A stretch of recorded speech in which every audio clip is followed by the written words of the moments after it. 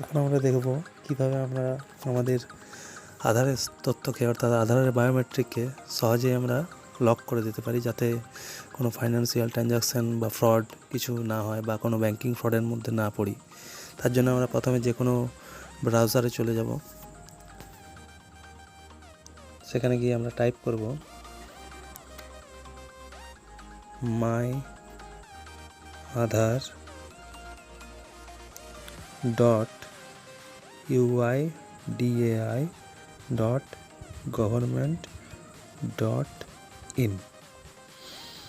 এই সাইটে চলে যাব। এই সাইটে যাওয়ার পর এই দেখুন একটা সামনে অপশান আছে লগ ইন। এই লগ ইন অপশানে আমরা ক্লিক করব।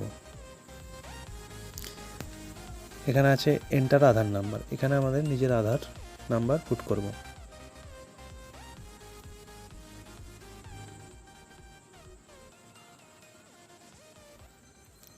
তারপর একটা পাশে ক্যাপচা কোড আছে, সেই ক্যাপচা কোডটাকে আমরা দেখে দেখে লিখে নেব।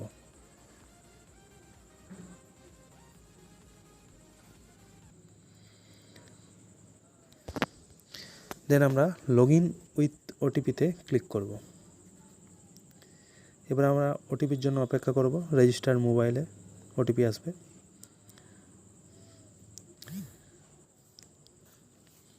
ওটিপি আসা মাত্র সেটাকে আমরা কপি করে বা ওটিপিটা টুকে নেব। দেন ওটিপিটা পুট করে আমরা লগ ইন করব।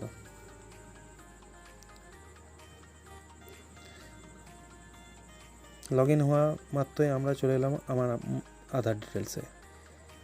এখানে থেকে আমরা আধারের ডিটেলস দেখতে পারি, আমাদের আধার কার্ড দিই। এছাড়া আরও অনেক অপশান আছে, তো সেখানে আমরা যাব না। আমরা চলে যাবো একদম নিচ দিকে। দেখুন লেখা আছে লক অ্যান্ড আনলক বায়োমেট্রিক, অর্থাৎ আমাদের যে ফিঙ্গারপ্রিন্ট এবং চোখের আইরিস, এইগুলো বায়োমেট্রিকগুলো কীভাবে লক করে রাখবো, যাতে এইগুলো কেউ আমাদের মিস ইউজ না করতে পারে। তার জন্য আমরা চলে যাব লক অ্যান্ড আনলক বায়োমেট্রিকে।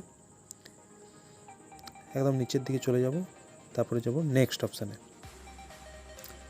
এখানে টার্মস অ্যান্ড কন্ডিশন, যেটা ক্লিক করব। তারপরে নেক্সট অপশানে চলে যাব। বাস, আপনার বায়োমেট্রিক সুরক্ষিত হয়ে গেল। এরপর আপনি যতক্ষণ না বায়োমেট্রিকটা আনলক করছেন, ততক্ষণ আপনার বায়োমেট্রিক কেউ আর ব্যবহার করতে পারবেন না। অর্থাৎ আপনি কোনো ব্যাংকিং বা কোনো ফ্রড থেকে সহজেই বাঁচতে পারেন। এভাবে আপনার আধারকে সুরক্ষিত রাখতে পারেন। এরকম আরও তথ্যের জন্য আমার চ্যানেলটি আপনারা সাবস্ক্রাইব করে রাখুন।